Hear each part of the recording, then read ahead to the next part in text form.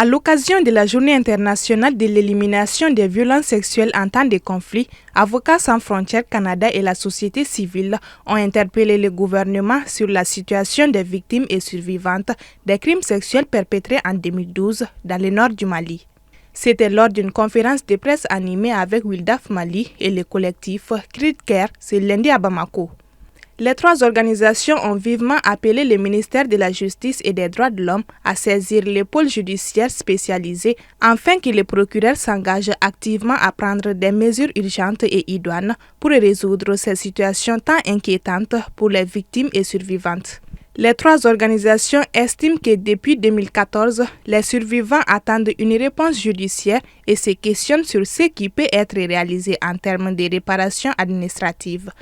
Pour ces acteurs de la question des violences sexuelles, l'absence de répression à l'encontre de ces violations envoie un signal contradictoire dans la lutte contre l'impunité de ce type de violations des droits humains au Mali et en Afrique. Les violences sexuelles liées au conflit constituent une violation grave du droit international des droits humains, du droit international humanitaire et du droit international pénal. Elles s'inscrivent en contradiction avec les instruments juridiques internationaux ratifiés par le Mali. D'où la nécessité de plaider pour un renforcement des cadres juridiques et institutionnels, seul gage pour garantir la traduction des auteurs des violences sexuelles liées au conflit en justice.